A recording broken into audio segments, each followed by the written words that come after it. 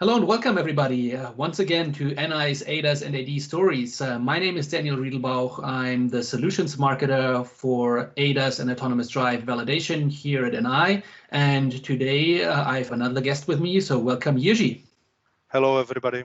Jiří, could you introduce yourself real quick and what your position is all about? Yes, so my name is Jiří Keppert.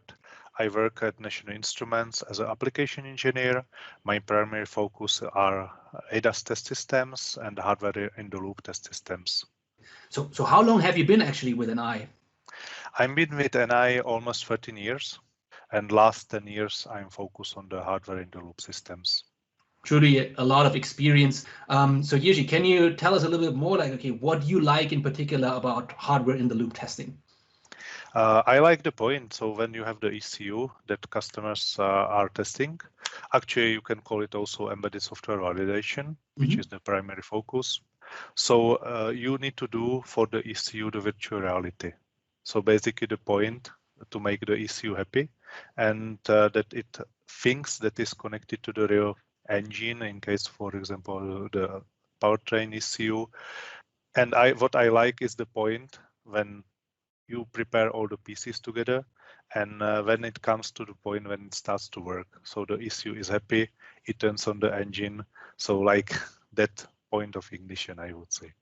Okay, Jiří, let's talk a little bit more about the work that you're currently doing. So what are some of the projects that you're involved in?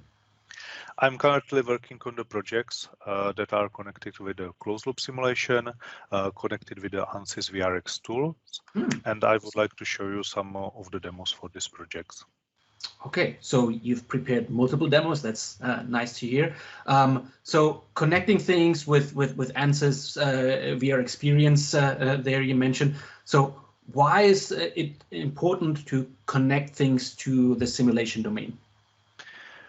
It is important to be able to simulate camera data and other sensors to the ECU because the OEMs and tier ones are looking for the right ratio, having the simulated data and having the data that are taking on the roads or driven on the roads, because driving on the road is very expensive and cannot cover all the scenarios.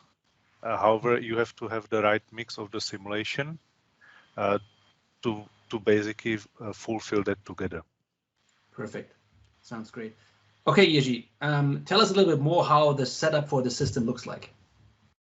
So on the left side, you can see the computer that is hosting the GPU from NVIDIA and running Windows operating system.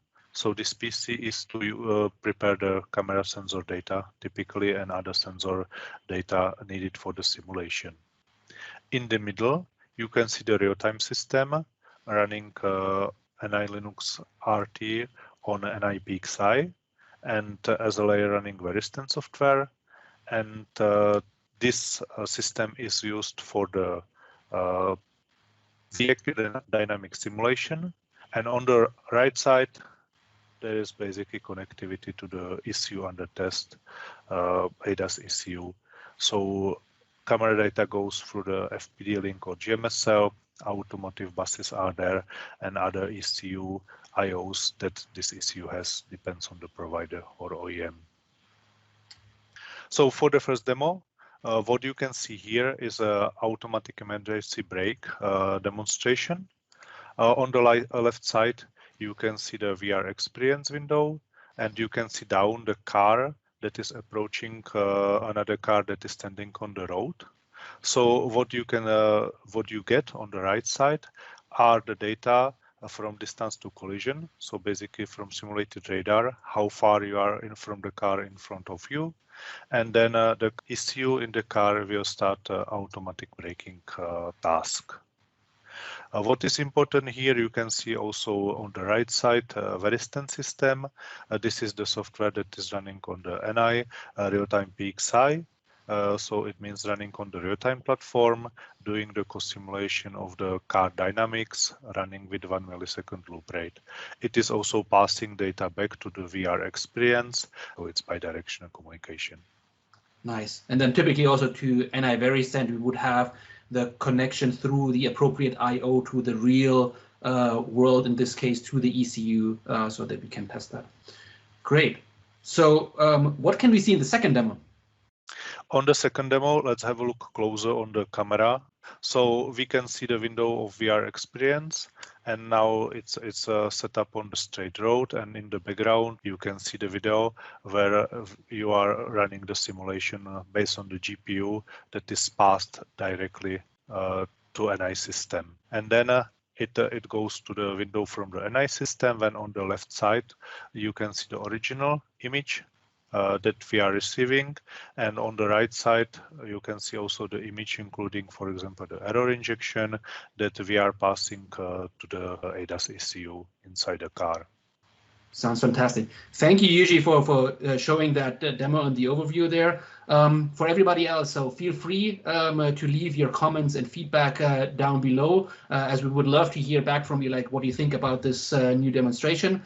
You can also ping me via email or find me simply on LinkedIn if you have the interest for a follow-up discussion.